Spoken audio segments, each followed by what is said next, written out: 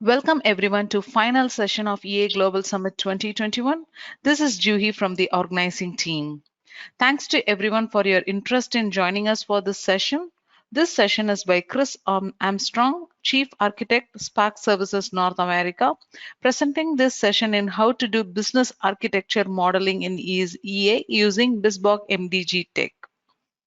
Due to some unexpected circumstances, the other presenter was not able to attend and also to present the originally planned session.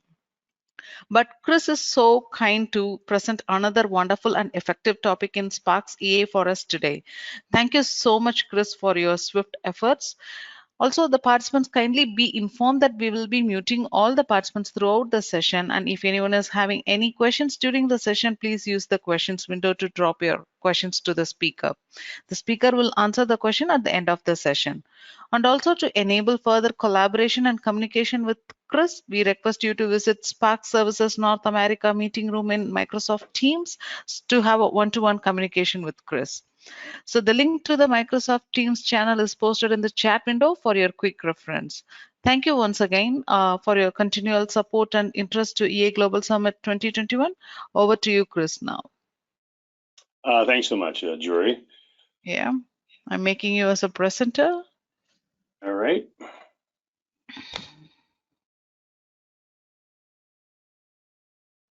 All right, can you see my screen? Yes, business architecture screen. All right, fantastic. So again, apologies from myself and Mahesh Keswani at PayPal. Mahesh sends his regrets, but as Jury was saying, we had some logistical challenges this week and competing priorities and just couldn't pull a couple things together to deliver the presentation that we had hoped to. But we certainly welcome those that are still chose to attend and try to fill that gap with something perhaps not quite as focused on customer success study, but more general purpose. How can we exploit the Sparx platform for doing some good business architecture modeling? But we do aspire in the future, Mahesh and I, that we will be able to do this in a future date. So, I would think certainly at next year's summit, and if there's any venues, before then, I think we're very, very interested and curious to share our experiences with the practitioner community. So hopefully we'll get to that before too long, but couldn't pull it off for today. So what I'm going to go through is, again, how we can use the Bespoke MDG technology that ships with EA 15 and above. I think it's actually been a part of EA for a couple of releases. But before I get into it, because most of this is going to be stuff I'm going to show you live in Enterprise Architect, but I wanted to take just a quick step back for maybe 5 or 10 minutes and just anchor this before we just dive into showing features of the product. And so this is I'm going to go through a couple of selected slides. That's an excerpt from one of our training courses called Business Architecture Applied. So I'm not going to go through all of the slides because, again, not pertinent necessarily to the short amount of time we have today, but basically get to this slide, which is, a big part of what I think business and enterprise architecture is about is really providing a view of the enterprise that we can bubble up to different types of stakeholders so they can really be informed and make fact-based decisions about strategic investments, the state and health of the enterprise, all that sort of stuff. So we're positioning it as, how can you possibly, since, while we're in some ways focusing on business architecture, which again, based on some best practices from a body of knowledge called the Bespoke Guide. I'll talk a little bit about that in a second. But, in today's world in 2021, there are very few, business strategies and transformation efforts that, while we want them to surely be driven by the business and understandable by the business and connected to their view of strategy and all that kind of stuff, 98% of the time, a lot of the heavy lifting to make this actually happen requires, making corresponding investments and in changes in IT. But how can IT possibly do the most effective job possible when a lot of times, in my opinion, the challenges that we face, at least on the IT side, is the business doesn't even know itself. So it's not surprising that when we get to making investments in IT, we see disconnects, over-investing in the wrong area, under-investing in other areas, duplicate implementations of the same thing from different acquisitions and different vendor products across the enterprise. But to me, that's because the business doesn't have a clear view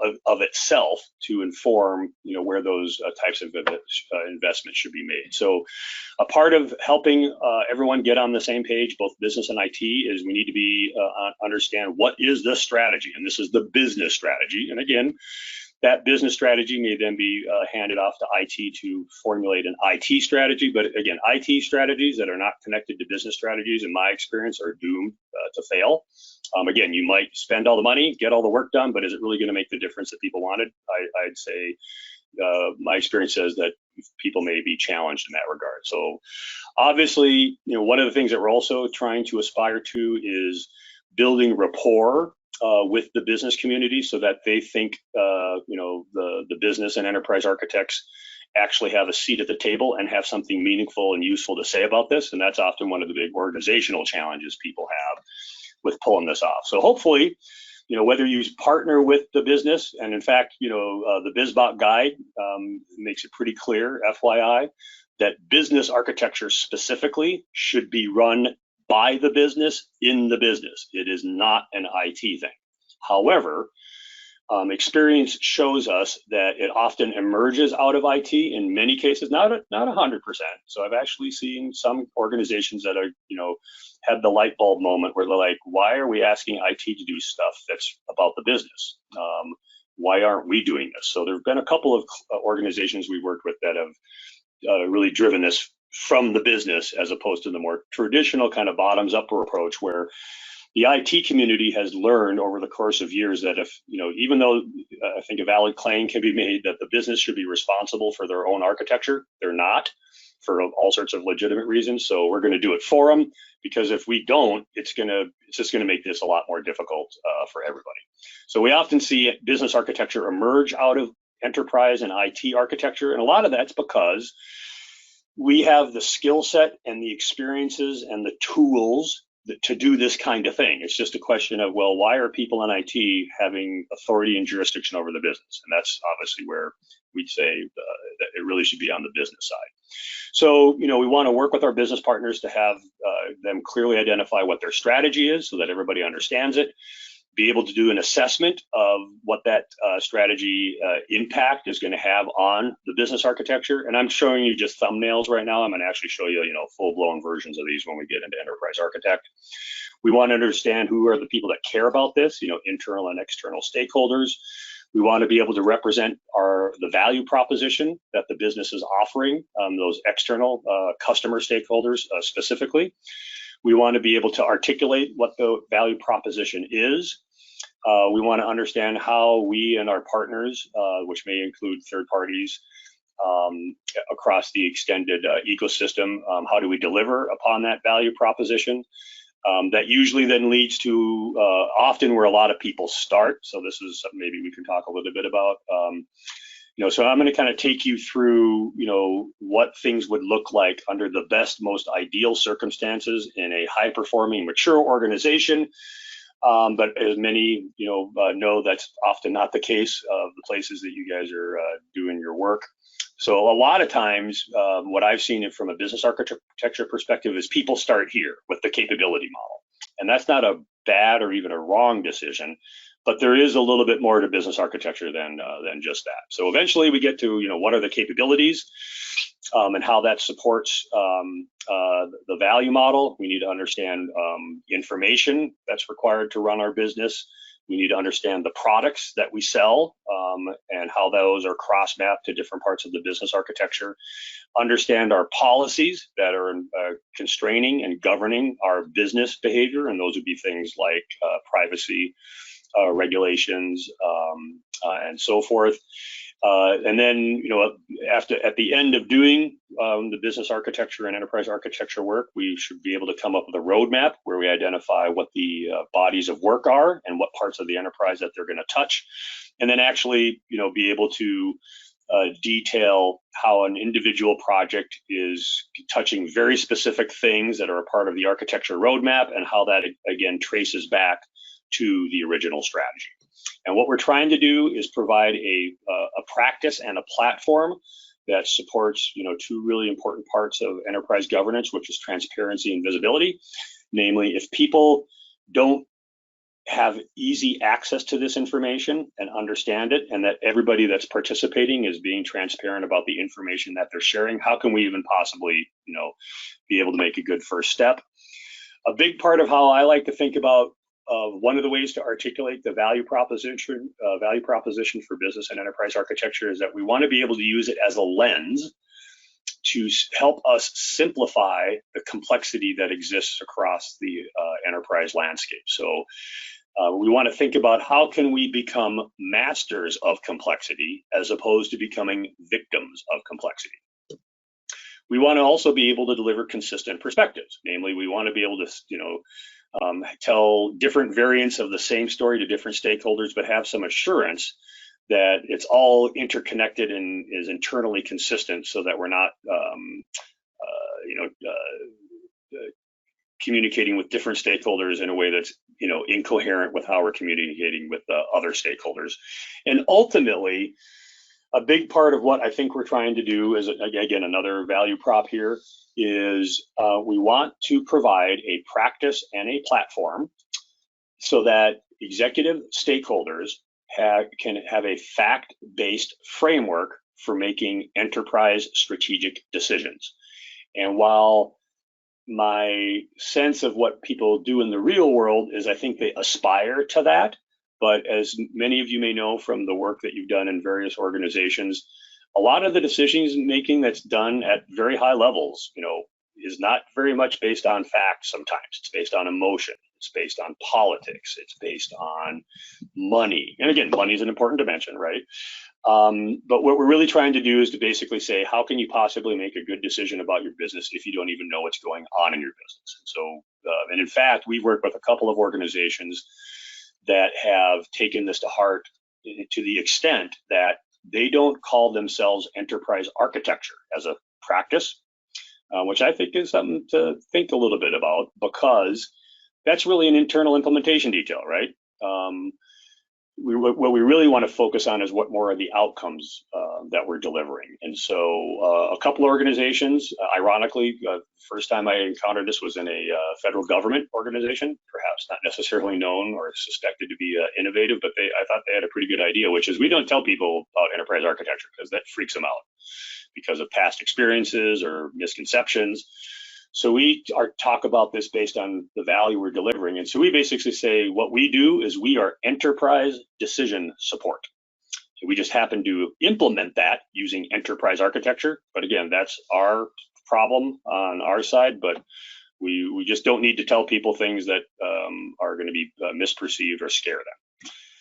A big part of putting together an architecture practice at our organization is to understand, in my opinion, the different kinds of frameworks that you need. So a lot of people use the word architecture framework. And my experience is that's an overloaded word, although it is, for whatever it's worth, well-defined in a international standard, ISO IEC 42010. But when we think about the frameworks that we need to sustain the practice of doing enterprise architecture, we've come up with these four. You need a method framework. How do you do architecture work? How is it started? Which roles do people play? What activities do they perform? What deliverables are created? How do we govern and manage it? And how do we integrate it with other business and IT life cycles? Because what we often see, unfortunately, with a lot of enterprise architecture practices is that they degenerate into ivory towers, a whole bunch of smart people that do pretty cool stuff, but nobody understands the language they speak, or if they actually really understand how real people live.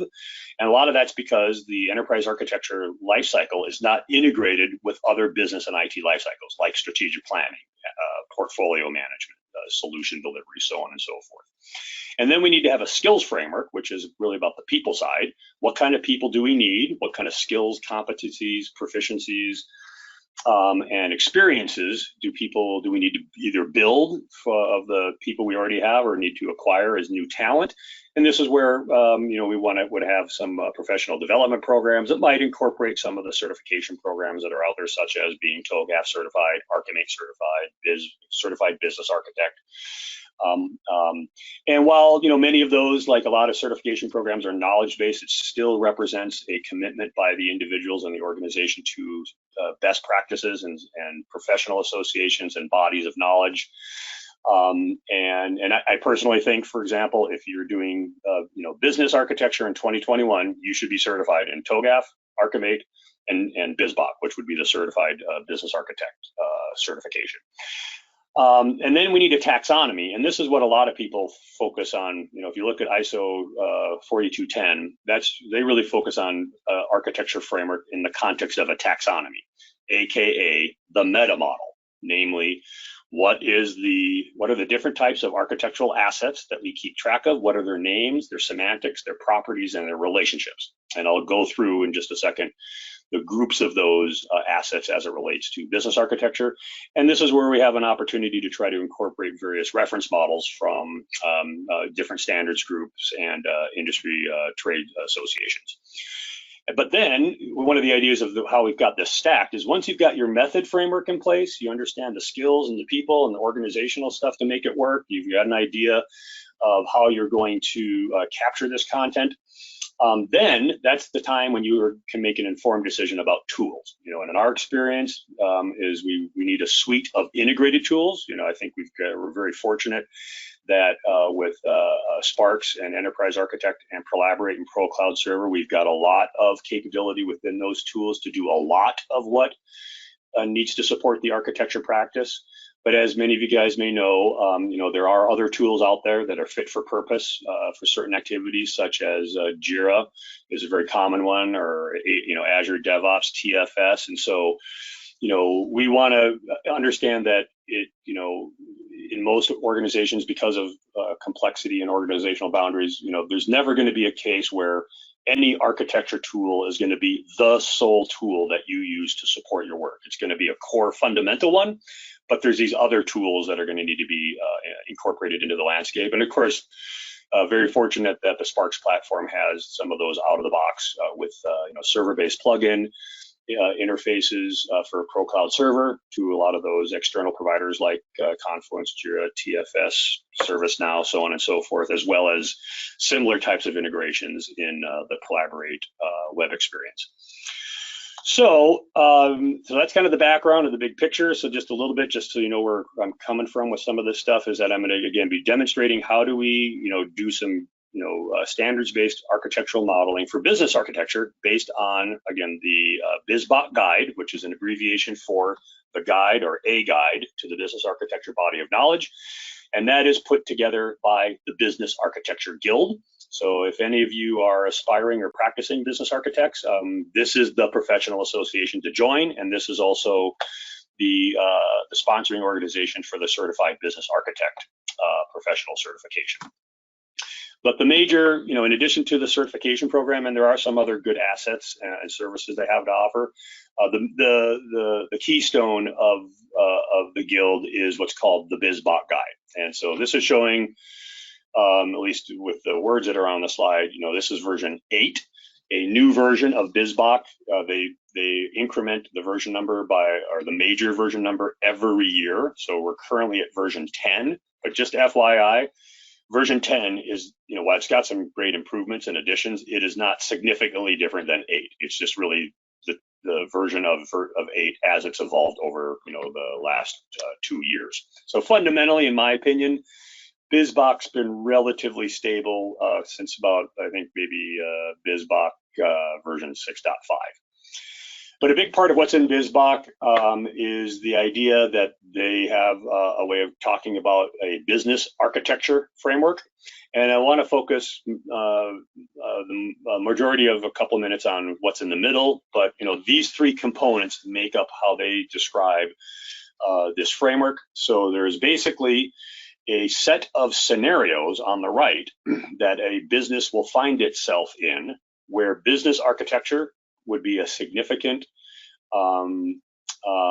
could make a significant strategic contribution towards those activities. And so there's a list of, I think, about 12 scenarios in the BizBot guide in one of the chapters. And those scenarios are things like mergers and acquisitions, regulatory compliance, 360-degree view of customer, joint product development, so on and so forth. So again, pretty high-level strategic business scenarios. And that should be, and the BizBot guide talks about what kind of contribution business architecture can make to those scenarios, but it points to, well, if you're in this kind of scenario, there's a lot of different things we can describe about business architecture, but there's going to be a couple of key blueprints or maps, as they're called, aka mostly diagrams, but they could also potentially be reports or matrices or dashboards that provide a view into the content that's in the architecture knowledge base, aka the architecture repository. And in the BizBot, there are two groups of concepts. There's core group, which is the yellow circle in the middle, and that's capability, organization, value, and information. And the rationale of putting this stuff in core is that it's foundational. It tends not to be terribly volatile, not to say that there isn't a lot of volatility when you're building this from scratch. Namely, a lot of people have significant volatility in describing their capability model, but once they kind of figure out the right way to do it and the right way to level it and the right words to use and all that funky stuff, the capabilities that you need to run your business, they do not change. Now, your implementations of them might change, but in practice, the only time, if you had a mature comprehensive capability model, the only time your capability model is going to change is when you start to do something different that you've never done before, which could include going into a different line of business or acquiring a company that does something completely different that you've never done. And that's the same idea behind organization, information, and value. So again, during the development of the models might be a lot of volatility, but in spirit, that stuff doesn't change a lot very frequently. However, the orange circle represents what are called the extension domains, and there's actually 5, not 6. And that is a product, policy, stakeholder, strategy, and initiative. So metrics is something we want to be mindful about, but that's kind of a common thread, across all of the 9 domains. And so the reason I wanted to do all this might have taken a little bit more time than you had expected, is I just want to provide a backdrop. So when I start showing you some of the stuff in Enterprise Architect, we've got a reference point. So what I'm going to be showing you now, that as we transition into Enterprise Architect, is show you how what these models look like and how they might be built for the majority of these gray boxes, but not necessarily every single one. And I think that's it. Yep. So let's get to the fun stuff here, guys. So I am now in Enterprise Architect. And we've got approximately an hour remaining, and if for those people that have participated in such talks with me before, I shouldn't have any problem filling the time, but I do want to be mindful that I would like to give people an opportunity to ask questions at the end.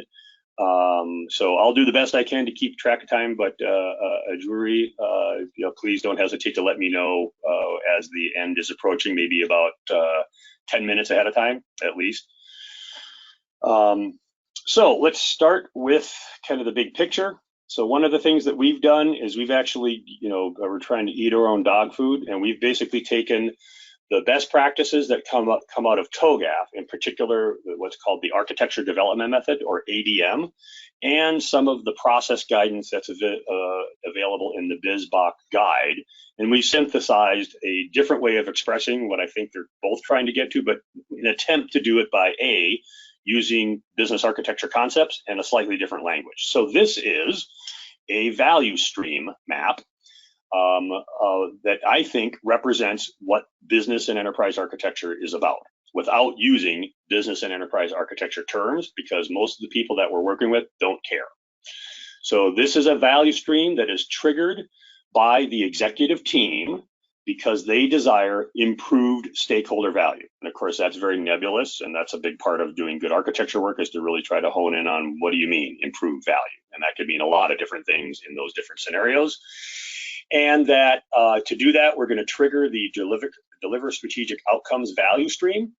And there are 6 stages to that. And the first 3 analyze, define, and assess is what we call strategy at rest. So this is when you're humming and hawing and thinking about strategy and agreeing on strategy. But at the end of the 3rd stage, nothing's changed. You just know what the strategy is, know what its impact is.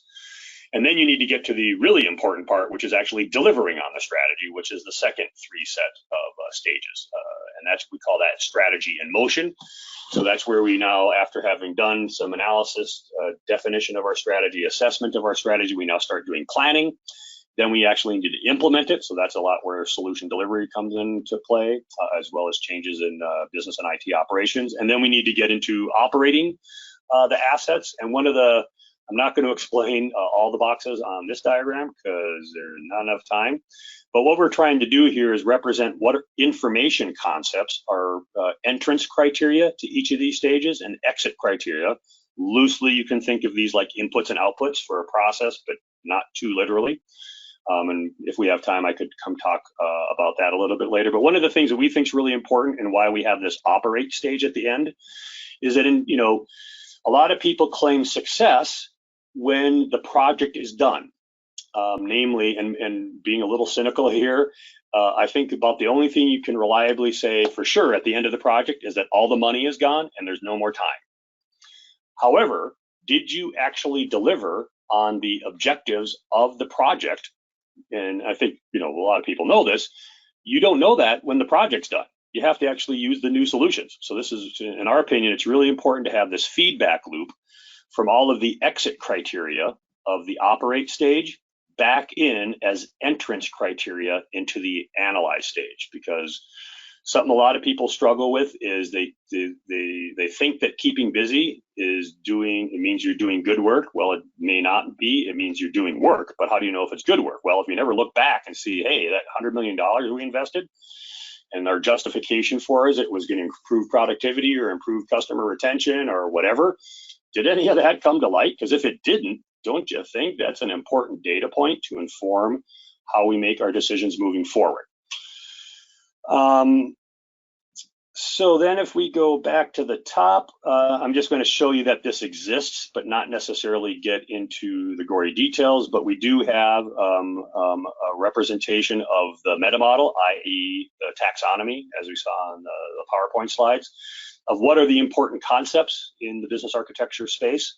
And how they're related to one another. And there's a lot more rich content behind this. There's probably 10 or 20 diagrams, but at least this will again take what we saw in the PowerPoint a little bit further, where there are explicit kind of relationships between these different concepts and a specific kind of language that we use. So capabilities enable value stream stages.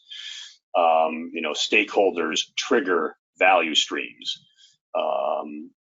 Information concepts inform capabilities, so on and so forth. And then here's some of the 4 concepts that are a part of the extension domains. And the reason they're just kind of listed here is for visibility purposes. But as you might not be surprised, in practice in a mature repository, many of these types of things are likely going to be related to many of these types of things. So there's lots of possible relationships everywhere. All right, so now let's get into some actual stuff. Real content. And so just FYI, the context for this, you may have noticed that this repository is called the Airport EA repository.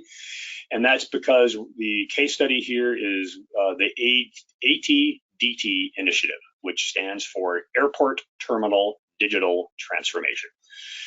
And this is one of the things that I think TOGAF does a pretty good job at identifying, particularly when we're talking about phase A, architecture vision, is when we're doing architecture work, we should be following a method, and there should be a plan and a budget and a project manager, because this is real work, just like every other type of activity that's happening. Again, we tend to focus this mostly in the solution space, but best practice suggests that the initiative that we're doing on behalf we're doing the architecture work should be represented as an initiative in the repository. So this is we're looking at an initiative map, which is a pretty simple diagram. It's basically showing initiatives and then some relationships amongst things. So here we've got the ATDT initiative, and we're showing that graphically that this initiative is attempting to achieve 3 different business objectives. And so this is obviously a pretty simple diagram, but and imagine, again, I'm just showing you a small steel thread of what this content might look like for a single initiative. But of course, in practice, in most organizations, there are 5, 10, 15, or 20 of these going on at the same time. And so this is, again, a good way that we can get visibility across all of our strategic initiatives and how they're touching our business strategy, and then eventually trace down our strategic initiatives down to the actual projects and programs that are implementing the solutions. One of the things that's often important is to represent the ecosystem, and so this is a part of the organization domain.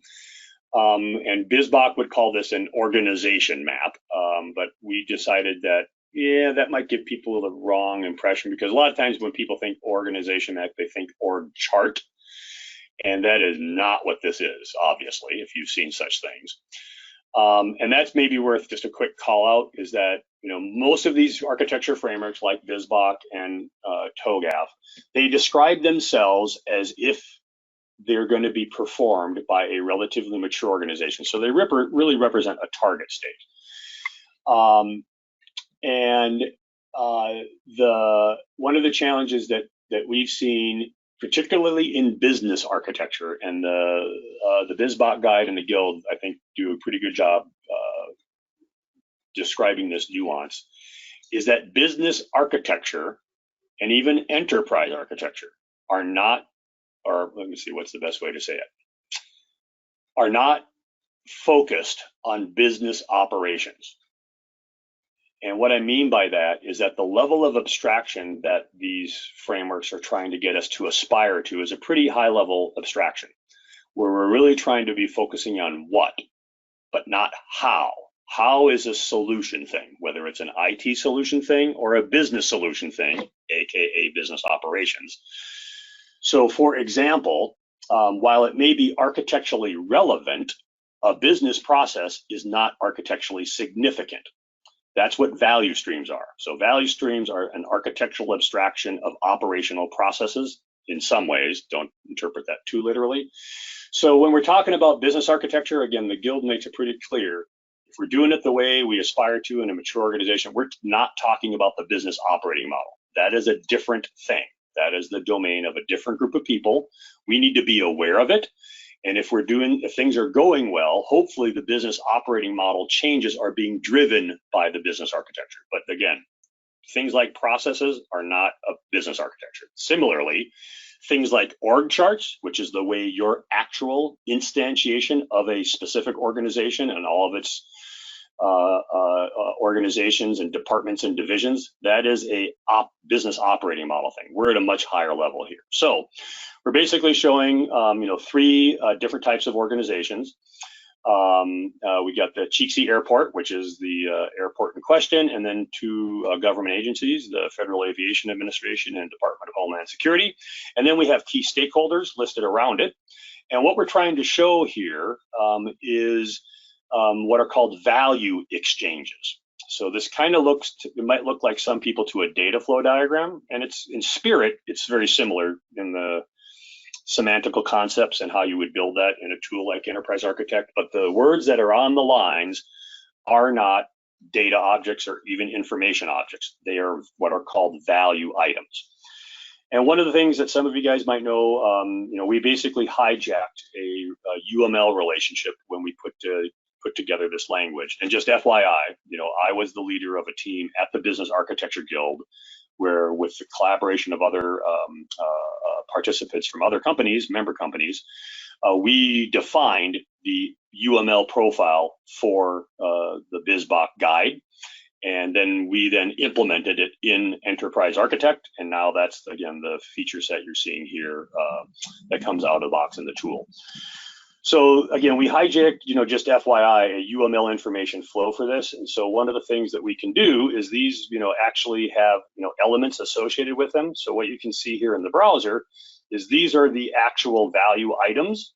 And again, we'll see this when we get back to looking at an individual value stream. But what we're trying to show is, why are we here? What things of value do we offer our stakeholders, and vice versa. So what we're trying to show here specifically is a passenger, which one could make a claim as one of the primary stakeholders. The value that they're providing to the airport is that they're a repeat traveler and that they're an engaged traveler. But one of the things that we hope we're giving back to them is convenient regional access to a variety of carriers and destinations where you can have a pleasurable travel experience and participate in safe and timely flights. But there are other stakeholders, the carriers, right? The actual airlines. So what's the value prop for them? We want to provide them with low-cost terminal operations, but we also want to provide the carrier with some variety of the carriers and destinations. So what's interesting about some of this initial stuff, and again, we consider this to be an ecosystem map because it's really trying to define the ecosystem.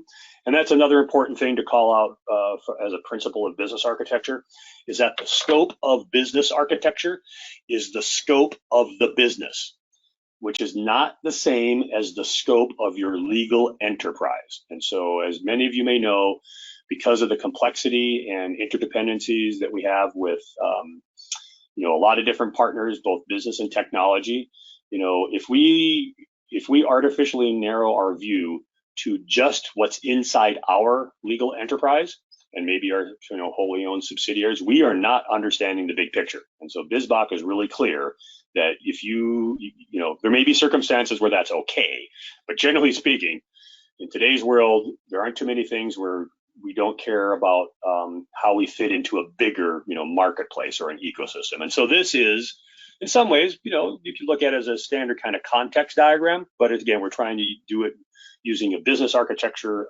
lens, using organizations, stakeholders, and value items.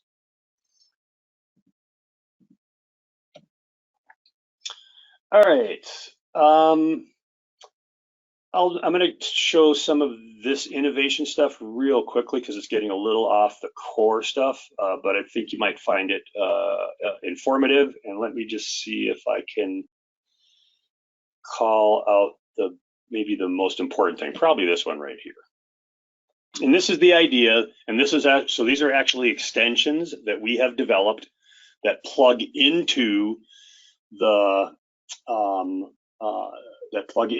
BizBach, out-of-the-box BizBach MDG technology, and this is our innovation plugin. Not terribly sophisticated, not major rocket science, but we introduce a new type of thing, and that's the yellow boxes in the middle. And these are called ideas. And without getting into all the things around what innovation management and idea management could or could not be, we're trying to provide accessibility to all members of the enterprise and the ecosystem that there might be a lot of people that we don't think would have good ideas that maybe we should listen to. As I'm sure, as you may have heard, the progenitor of the Egg McMuffin was some cook in some McDonald's in some city who was like, hey, we should start thinking about breakfast. What about this kind of thing? And if presumably McDonald's didn't have some way for those types of ideas at the frontline worker trickle up to the board and the executives, then boy, they would have missed a big opportunity. So we get ideas from all different places and manage them and all that sort of stuff. But one of the things we want to do at some point, once we've kind of vetted them and whittled them down to the ones that are most critical, and one of the things that actually might help us make some of those decisions is cross-mapping ideas to a subset of the business architecture. And what I'm showing here is that we've got 4 ideas that apparently made the cut. And the top 2 ideas traced to 2 different capabilities. So if we have an idea that maybe we could monitor passenger gate traffic with trackable boarding passes, And that's going to be mapped to the gate boarding management capability, the blue box on the left with the little Lego block symbol in the upper right. But capabilities tend to be inward focusing, in my opinion. So we need to take an external view of that as well, and the construct that's available for that, or one of them, is a value stream. So this is going to map to the depart for destination value stream.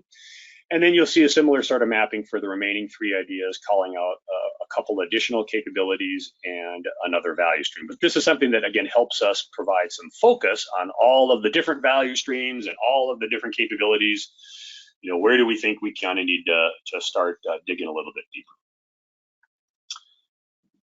All right, then we get into business strategy. So the first thing that is recommended, and there's a lot of different ways about how this actually gets done in real time with people in meetings and collaboration, but one of the outcomes of hopefully building that rapport and having those experiences, we put together what's called a strategy map. And this is pretty simple, but again, strategies aren't not necessarily themselves complicated. It's executing on the strategy that tends to be pretty complicated.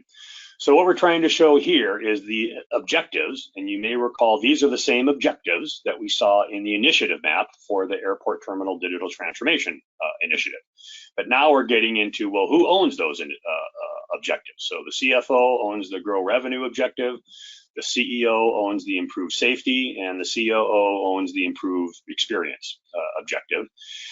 And there's a lot to this. So again, a lot of times when we look at the outcomes of these diagrams, we're like, well, gee, that's pretty darn simple and that's totally obvious. But I'm sure you guys have had experiences where what you had to go through to distill it into something this concise and clear actually took a lot of work. And so we're kind of going to shortcut all that for today's presentation.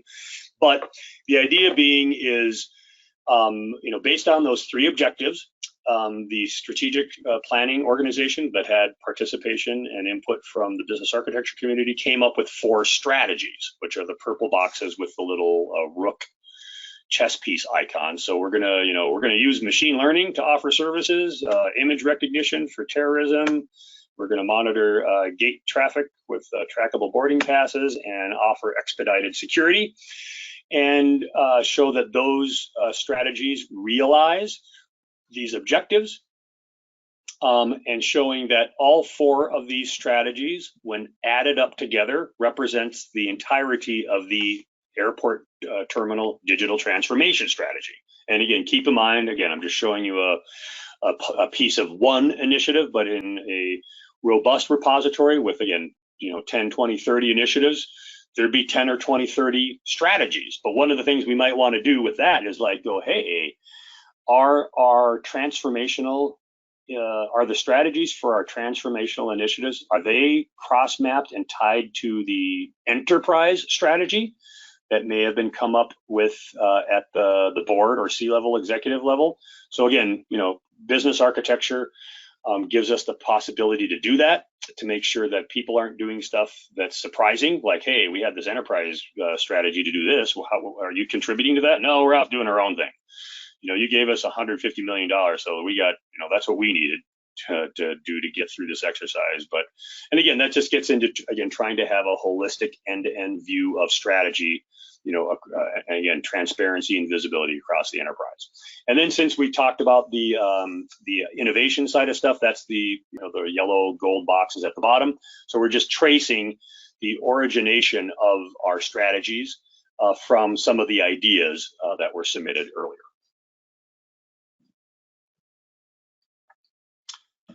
But just like other things, we want to be able to do a strategy cross map. So here are the strategies in the middle layer. And again, this is simplistic on purpose, just because in doing these types of talks, it's nice to have a relatively finite number of rectangles.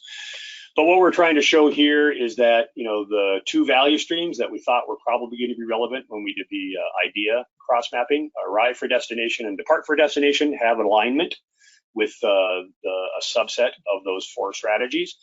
And then we've done a little bit more analysis, and and we said, well, it's more than just the 3 capabilities we thought when we were doing the idea mapping. So now we're got 6 targeted capabilities. And just throwing another important dimension, that a lot of initiatives are both driven by and need to be governed by policies. And so that's what the gray box in the upper right corner with the little ribbon icon. And so we've just created a single policy element for all data security and privacy policies that would, for example, include things like GDPR and PCI and PII and HIPAA and all that kind of funky stuff. So it's again coarse grained, but we're basically saying, hey, we just can't do whatever we want. We have to be beholden to various regulatory agencies and our own internal policies. So this is where we start getting a better idea of assessing what the impact of the strategy is going to be on the business architecture. A common thing is to do a SWOT review. This is actually something I do have some screenshots elsewhere, but maybe I won't worry about it now, where you could, with Prolaborate and or Web EA, basically start a formal review that has people look at the strategy and the cross mapping and do a SWOT analysis, which I think people still do on a regular basis, and that is look at the strategy and analyze it for strengths, weaknesses, opportunities, and threats. And then the outcome of that is identifying the strengths, weaknesses, opportunities, and threats. And so this is another extension.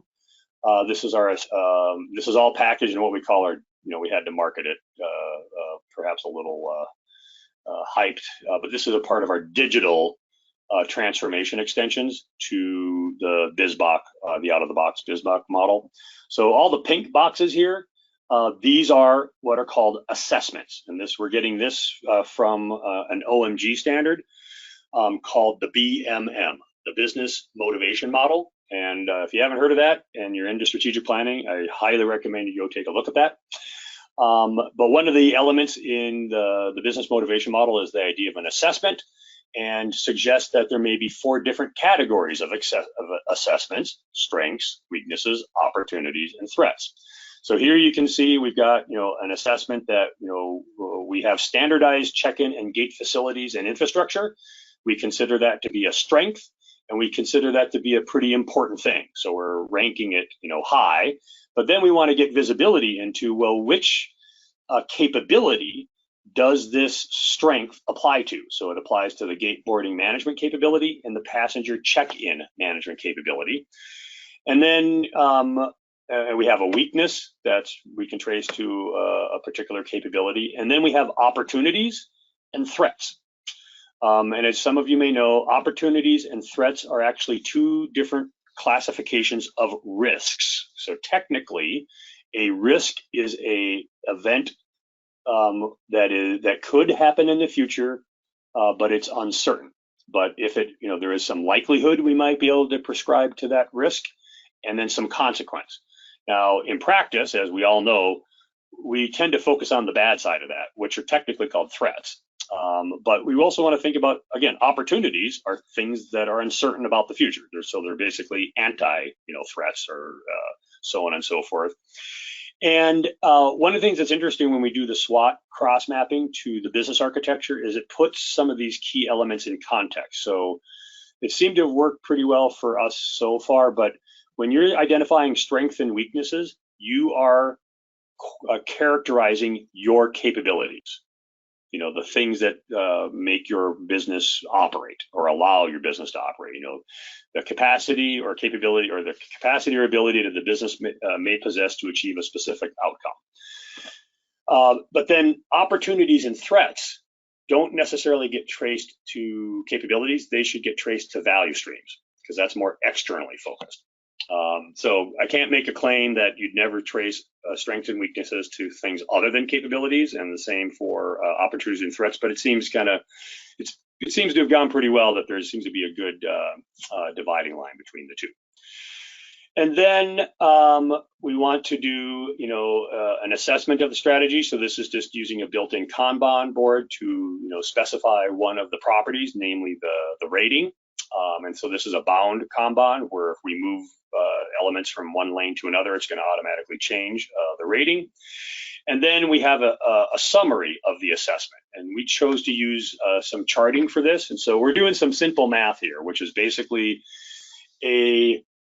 something that has a higher, something that has a low rating is worth 1 point, medium rating is twice that, 2 points, and high is twice that, 4 points. And so we basically did some aggregate math in, as some of you may know, SQL, because that's what's driving these bar charts. And we said, well, if we look just at the capabilities, which of the capabilities do we have the greatest likelihood of success? Namely, we have some reasonable strengths, and which ones not so much. And so, gate boarding and passenger check-in management show up at the top because those were traced to that strength.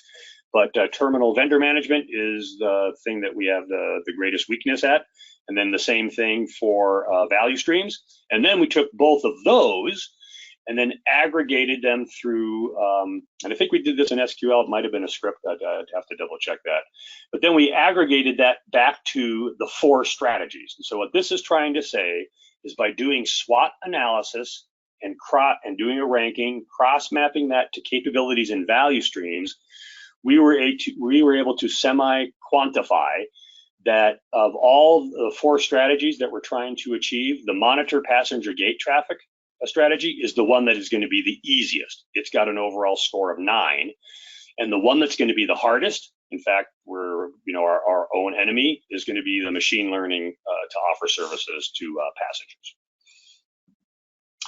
All right, so I think that's strategy. So now let's continue on and take a look at the value stream models. So I've got 4 to show you here. So, we saw that initial value stream earlier, which was the deliver strategic outcomes, which again is just a way that we're trying to express what we do as business and enterprise architects using these concepts.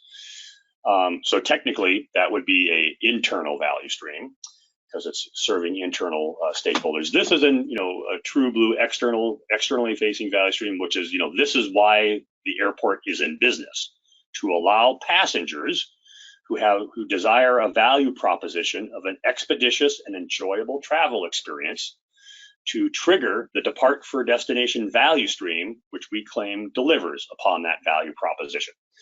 And there are 6 stages to this value stream. You get to the airport, you check in for the flight, you get to the gate, prepare for boarding, board the aircraft, and begin the flight. And from the perspective of the airport, that's the end of this value stream. So once you take off and leave, and you're no longer subjected to air traffic control of the airport, that's when the value stream for the airport stops. But this is where I think you can see business architecture is, like enterprise architecture, inherently subjective, because if we were looking at creating business architecture models and a value stream for an airline, one could make a claim that begin flight is the middle of one of their value streams, because beginning the flight, that's not the value, right? It's actually arriving safely and timely in your agreed upon destination, right? So that's why, again, when you look at the word, and as some of you guys might know, the hardest part of all this modeling, whether it's BizBox, Archimate, TOGAF, UML, BPMN, you can learn the syntax and the notation and the semantics of all these symbols and concepts, but the tough part of modeling is the words. How do we choose the right words that really resonate with our stakeholder community? So again, this value stream arbitrarily stops at begin flight, because after that, airport don't care. But just, that's why there's another value stream called arrive at destination, because they do care about the incoming flights. We're just not going to focus on that one in this presentation. And then one of the best practices is to take that value stream, which is composed of what are called value stream stages. Those are again, the same orange boxes in the middle, is to then cross map them to stakeholders. So what stakeholders support those value stream stages? So arriving at the airport is something that the transportation manager and the VP of terminal operations supports somehow. Again, we don't get into the how, because that's more business operations. And a gate agent, is a participant in boarding the aircraft, and ATC, flight ops, and the flight crew are also participants in the begin flight stage. But the other big dimension, and I actually might claim is the more important dimension, if we're really trying to focus on value, is one of the rules in the Guild's modeling guidelines is that every value stream stage must offer at least one value item.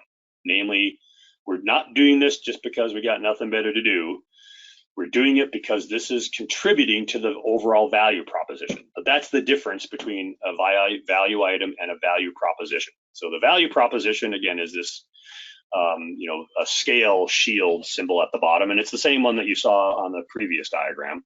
But now we're just refining it a little bit clear. Like, what do you mean by expeditious and enjoyable travel experience? Well, we mean that you can easily get to the airport, check in quickly, get to the gate rapidly, have a good airport experience while you're waiting, convenient boarding, and a timely departure. And the claim is that these 6 value items, which may also appear on the ecosystem diagram that we saw earlier, when you add all 6 of them up, they deliver upon the top level value proposition.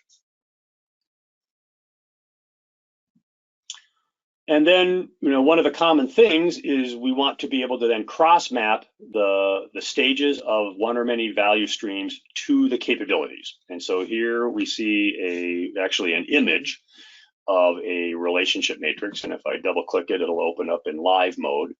So basically, what we're doing is we're showing the value stream stages for a particular value stream on the left, and then the capabilities along the top. And just as you'll see when we get closer to the capability model in a couple of minutes, this is a very simple capability model. So in practice, we would expect to see far more than just 15 columns. We might see 20, 30, 40, or maybe even more. But as you guys probably know, one of the great things that Enterprise Architect allows is multiple ways of visualizing and interacting with the same content. So, these actually represent real relationships between elements in the repository.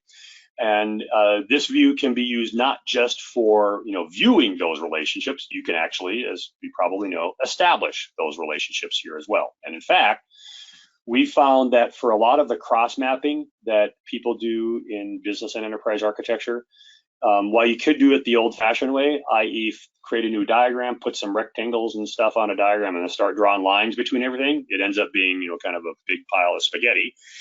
So for some use cases and some more circumstances, creating relationships in the relationship matrix is a little bit more practical and pragmatic.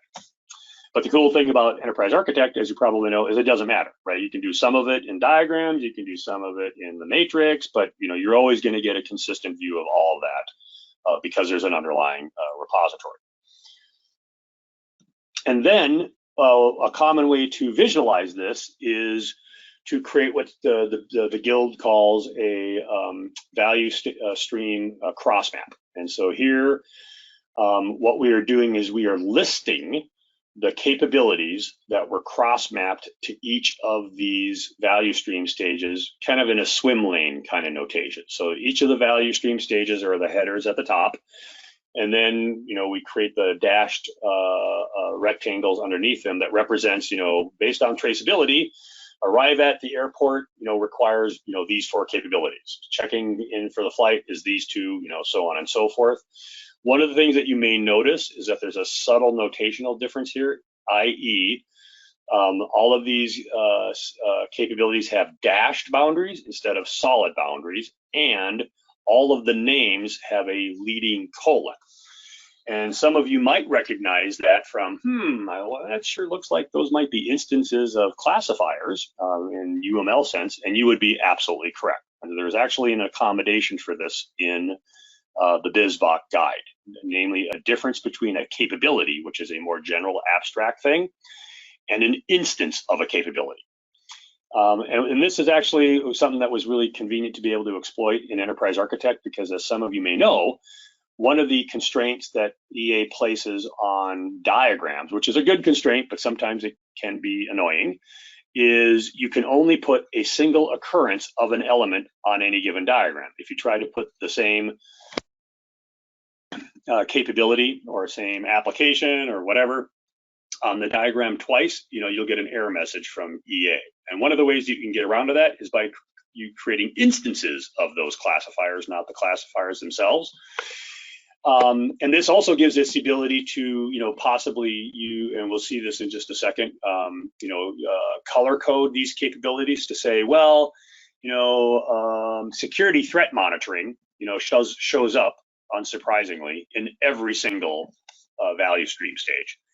But given the nuances of the work we're doing and the strategy we're trying to respond to, we may not need to make, or the way we look at how we're going to improve either that capability or its implementation, it may not be uniform across the value stream. So it might be, we need to make some improvements in security threat monitoring, but the place where we really have to make sure we do a good job is, in the get to gate value stream stage. So this allows us to have a little bit more flexibility to characterize our disposition as it relates to a specific capability based on the value stream that it's related to.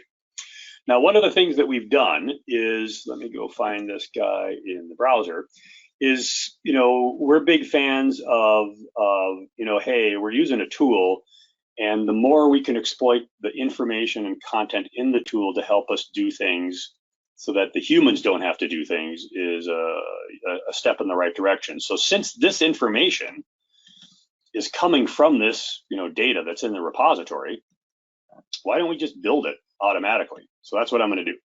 I'm going to right mouse click over the depart for destination value stream, and I am going to run the value create stage capability cross map diagram. And it wants to know what I want to call it. I'm going to put a little to prefix in it to differentiate it.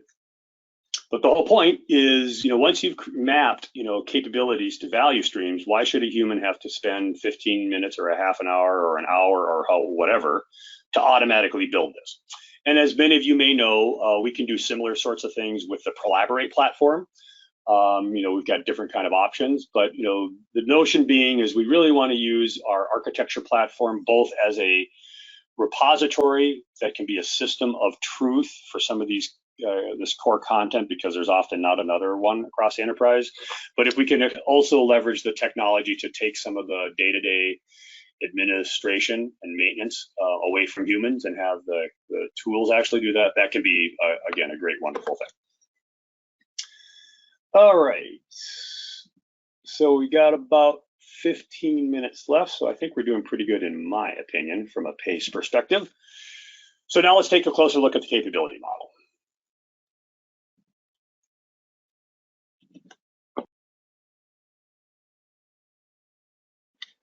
And so here we have the top L1 capabilities of the airport. And one of the best practices that, again, the Business Architecture Guild suggests is that your capability model should be stratified. And it is prescriptive in suggesting there are 3 what are called stratification tiers, and you see them here.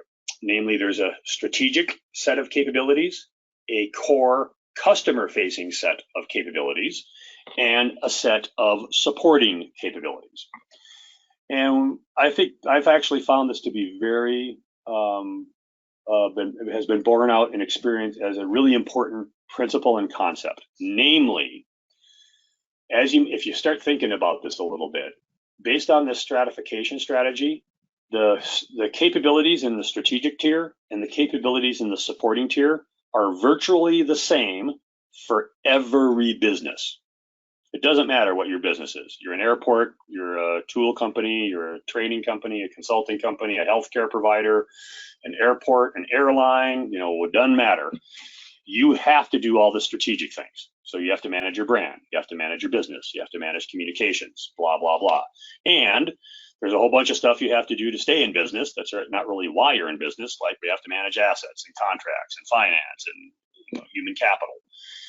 And so this is a really interesting way how we can use business architecture to really say the things that we likely are going to be focusing on for strategic value is going to be our core customer-facing capabilities, because these are often the things that define the industry vertical that we're in. So one thing is you should be able to look at a L1 capability model like this and take an educated guess what kind of business this is. And when I do this in our training classes without telling them the context, most people guess an airline, which wouldn't be wrong, but that's because there are core capabilities like cargo management and carrier management and terminal management. But as you guys know, you got the secret decoder ring. This is actually not for an airline, it's for an airport. But again, you should be able to discern what the business is from those core capabilities, because again, the strategic and supporting capabilities are almost always the same. One of the things that we often want to do is decorate our capability model with metadata so that we can tell different kinds of stories. And so one of the attributes that the BizBot guide suggests could be a good place to start is criticality. And there's a lot to this, so as you might not be surprised, I could talk for hours just on this topic. What are the actual attributes of capabilities that our clients have used for addressing a lot of different scenarios? But what they're trying to say here is, at least maybe a simple way to start when we're trying to do impact analysis and actually put together our roadmap is, of all the capabilities that are going to be impacted by this body of work, which of these are the really important ones and which ones perhaps aren't that important? Or in this case, which ones are going to have the greatest impact and which ones are going to have not a lot of impact? So this is a small subset, again, of the complete capability model. We have the convenience of it being, again, pretty simple. It's just 2 levels, which is, again, a good place to start, but many mature capability models end up at level 3, 4, 5, and beyond. However, one of the worst practices, in my opinion, is to over-focus on that and try to get that perfect before you start actually using it. So I recommend we take an agile approach to such things, keep the capability model to the highest level that we can afford to, and only decompose it later when we have evidence that we must do that. That being said, this is another common visualization that, in this case, of course, we're showing this in Enterprise Architect, but this would be another thing where in Prolaborate, you could use a landscape map to basically create a nested box diagram and show something, exactly the same. But here we're basically trying to show what are the L2 capabilities of some of the L1s, and what is our assessment of the criticality of those L2 capabilities to the body of work that we're going to do. And as some of you may know, there's a really nice feature in EA that's been around for a couple of versions, an auto legend. So the neat thing about this is that as soon as we change the value of the bound property, in this case criticality, from limited to noticeable, the color automatically changes. And of course, we can get similar behavior by constructing a dashboard and Prolaborate using either a heat map or a landscaped chart. One of the things that I think is overlooked in the BizBot, at least right now, is, this is hinted at, but it's not really called out as clearly as it could. And again, this isn't necessarily the most important thing for everybody to be worrying about right away. There's lots of problems to solve. But, and it might be something I think is important because, like many of you, while I am a certified business architect and I work with business people to do all this kind of stuff, it's hard for me to forget the 25 years plus that I've been doing a lot of IT work. And I'm like, we've got these capability things and we've got these information things. And one of the and there is a relationship between capabilities and information. And in fact, information is exchanged between capabilities. So this is, again, using the same kind of UML information flow derived relationship that we saw in the ecosystem diagram. So, these relationships, are bound to elements within the repository. And again, we have a pretty simple model here, just basically a list of 6, information concepts. But the cool thing about this, functionality is, I can go here and say, well, I don't want this to be called an individual anymore. I want it to be a person. And then, when I reopen the diagram, because I bound each of these information flows to the same information concept, the names automatically get updated. So that's a pretty cool thing. And then now that, because I've got this content really precisely described in the repository, I can actually run a report that might show up again in Prolaborate that allows me to say, show me all information concepts and which capabilities they're transmitted from and to. And then we've actually seen people take that further and maybe drop it down to the application layer and talk about it more in data, where you can generate some of your regulatory reports out of Enterprise Architect as it relates to information security. So since I think, information and capability do have an affinity to one another, we're basically kind of creating, quote unquote, a data flow diagram, but between capabilities. And the reason I think, again, I thought this would be compelling is when I'm working with people that are in the IT space, and particularly in application architecture, we're trying to get to the same thing, namely, what are the applications and what information or data do they exchange? Well, imagine if someone in business architecture had put a view like this together earlier. One could consider this is a reference architecture, namely, even though it's about business capabilities and information, the people in the IT space that are building applications, someone probably should care that the applications that support each of these capabilities are integrated in a way that's congruent and consistent with the way the business thinks that they interact from a business architecture perspective. So namely, if there's a piece of software that is dealing with passenger check-in management and another piece of software that's working with flight reservations management, well, the check-in notification better come from that app that supports that capability to whatever app supports this capability, and the same thing that we need to send information back. So again, this is where I think we can use our capability models as the basis for some application architecture. And then another topic that the BizBoc hints at that I think they defer a little bit too much to the business analyst community. So there's a chapter in the guide that talks about, hey, what does business architecture have to do with business analysis and requirements? They kind of, again, say, well, that's a business analysis thing. But my experience, and this is informed by TOGAF, so again, trying to get, take the best of both worlds, is that when we're doing architecture work, we are being driven by requirements. That's why we're doing it. And again, those high-level requirements might be related to strategy and objectives.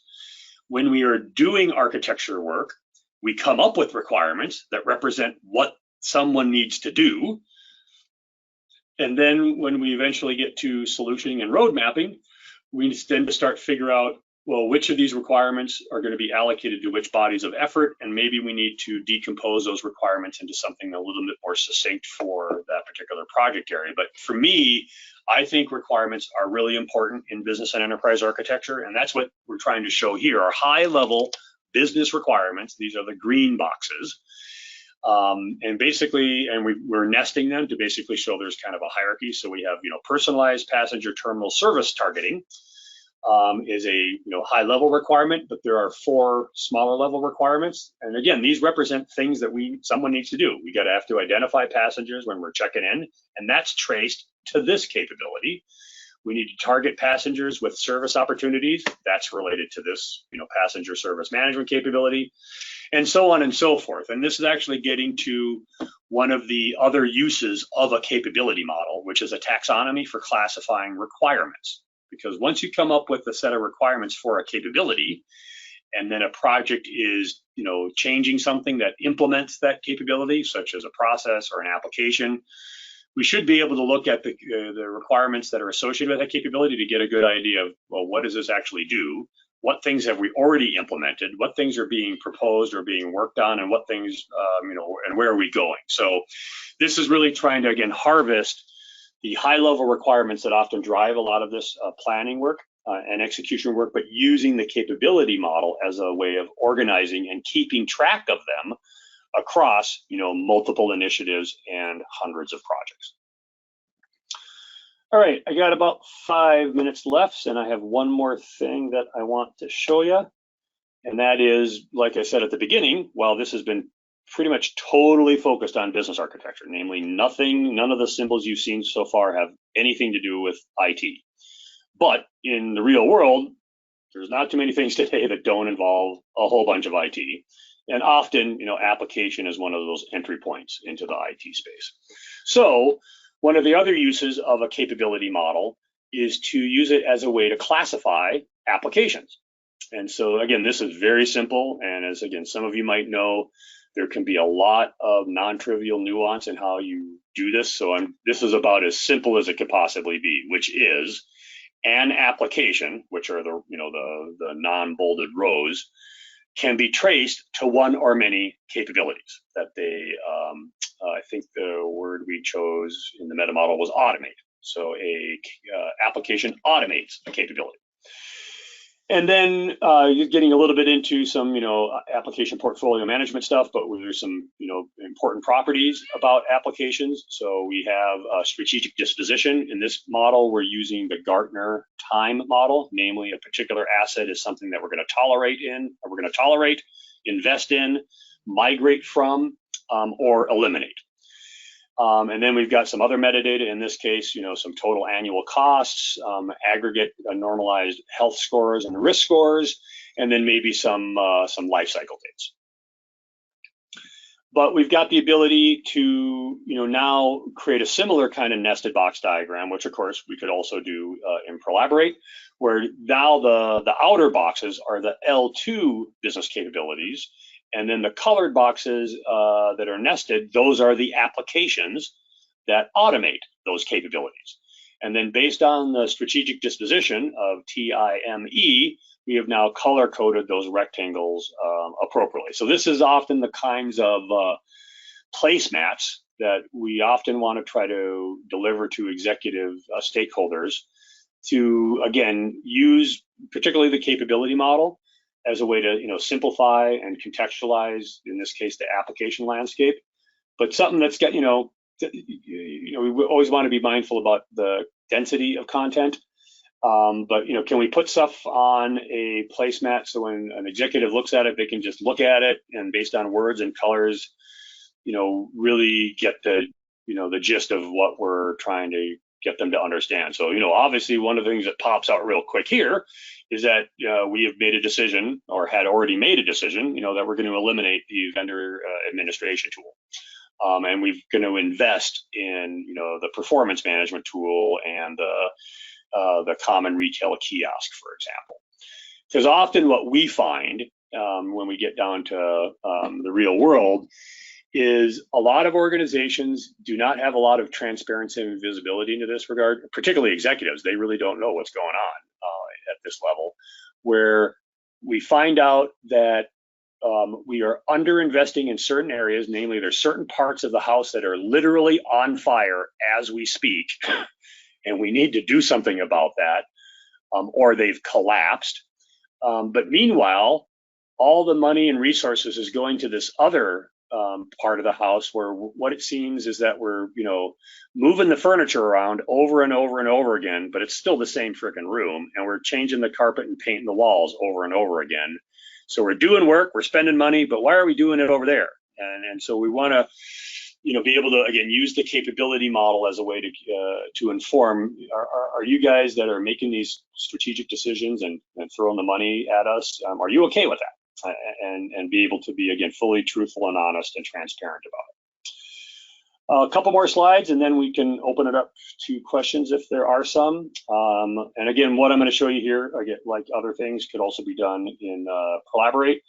But we've got the ability, since we've got some metadata about applications, we could create a bar chart or some other visualization that shows what are our most expensive applications. Again, not trying to trivialize, as some of you may know from experience, actually figuring out how much money we spend on an individual application is usually something nobody really knows. And so a non-trivial change that has to be done in IT accounting and chargeback and showbacks is needed in order to even get this data. And as you might guess, I took the simple way out, which is I just used a random number generator to generate 7-digit numbers.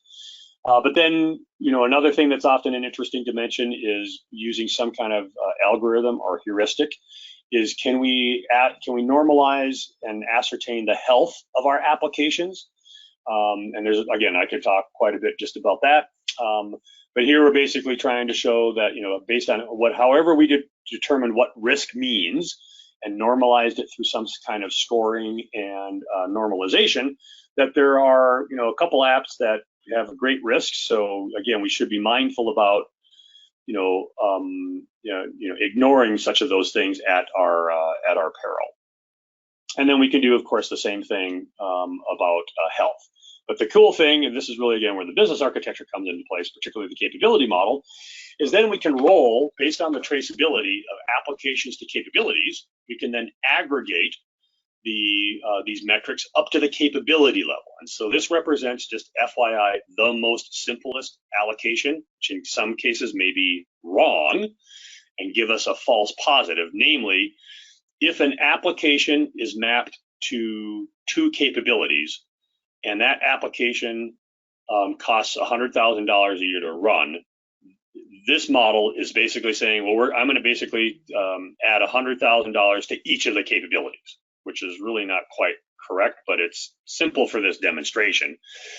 But a lot of times people will go, well, if an application supports 3 different capabilities, maybe we should prorate that cost across the 3 capabilities. So we divide it by 3, and you do $33,000 for each of 3. But then you start looking at it and you go, well, that's not really fair, because 75% of it's about that capability, and then 10% is that one, and then 15% is that one.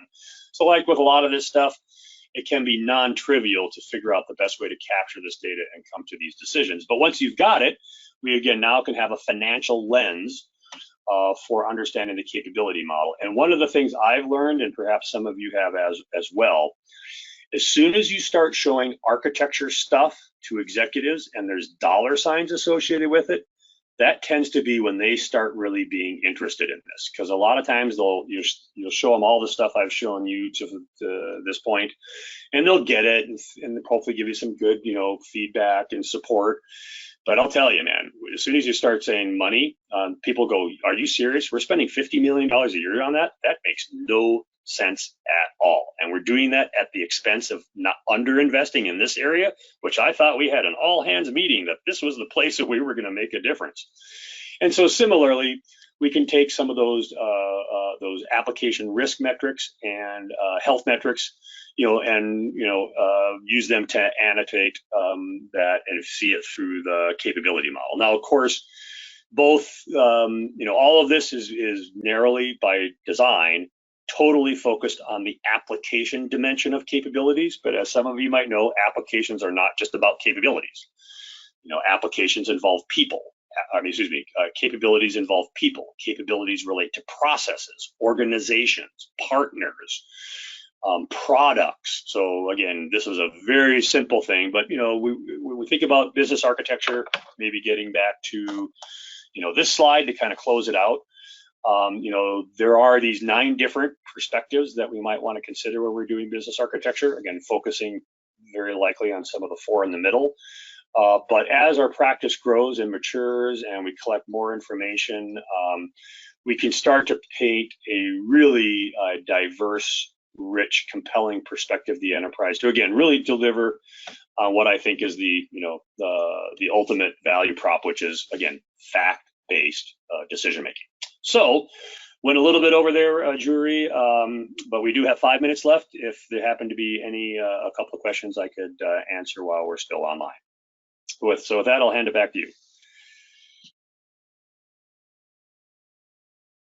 Thank you, Chris. We'll let few more minutes for the participants to drop questions.